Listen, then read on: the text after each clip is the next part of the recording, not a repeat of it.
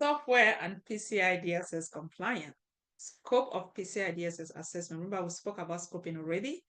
In the scope of PCI DSS, any software that stores, processes, transmits account data or has the potential of impact, remember potential impact, cardholder data security, is considered in scope for PCI DSS assessment.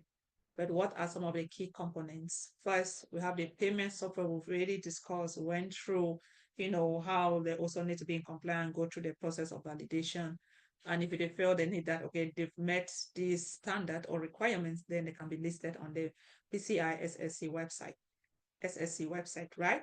So software used to process payment transactions and stored payment card data. That's like a payment software.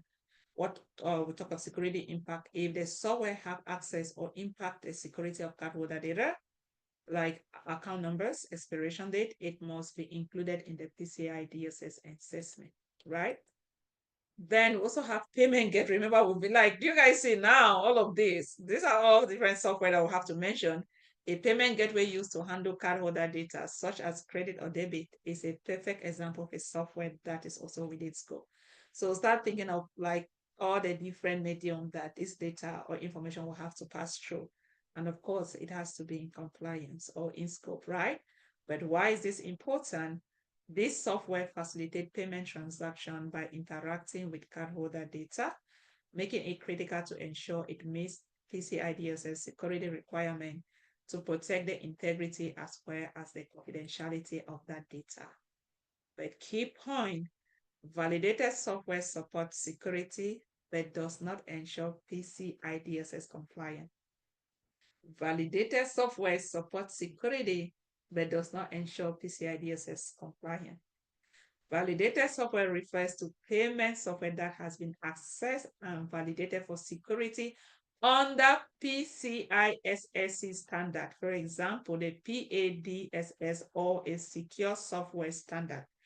However, simply validating software does not automatically guarantee PCI DSS. Do you guys see? The fact that they have it doesn't mean that they are 100% PCI DSS compliance. No.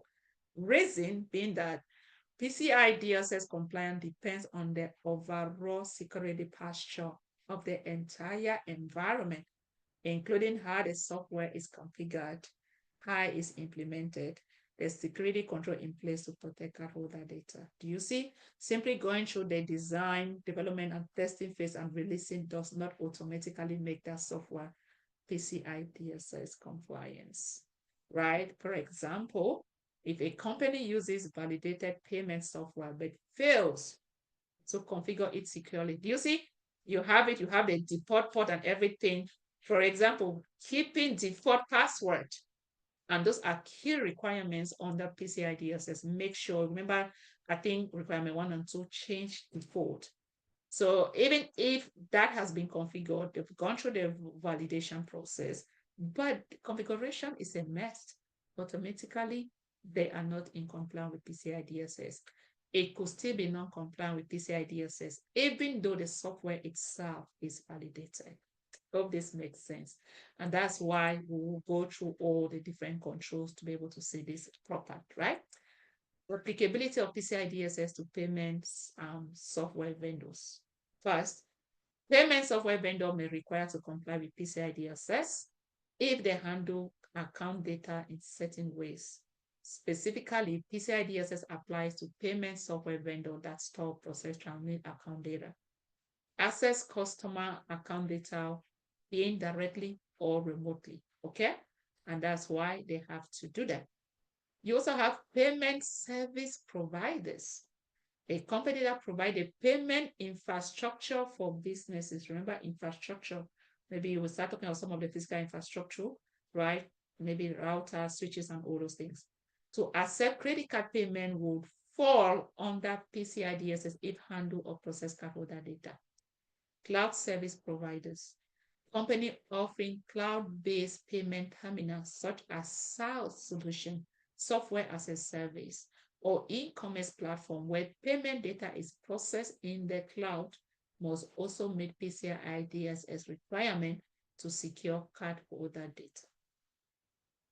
Though being processed in cloud, at the end of the day, it will be stored in their data center. I will start talking about the infrastructure that we mentioned. So what are the key points?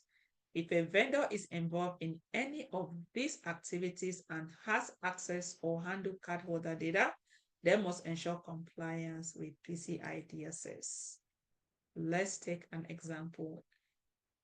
Example of vendors in scope of PCI DSS. A third-party service like PayPal Stripe that processes credit card payments for merchants. Why are they in scope? These services handle account data and need to meet PCI DSS to ensure that they are securely process cardholder information. I hope this is clear. For example, we can take a look at that, right?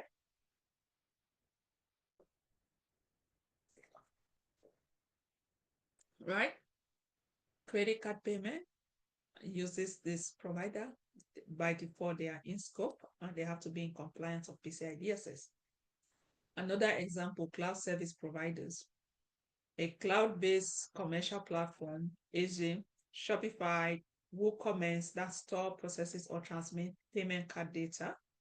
Why are they in scope? They may store sensitive payment data and are thus responsible for securing it according to PCI DSS. Let's talk about SaaS, software as a service providers. A cloud-based hubs, point of sale system like Square that processes card payment. Why are they in scope? The service provider processes account data on behalf of the customer, requiring compliance with PCI DSS. Vetspoke and customer software and PCI DSS.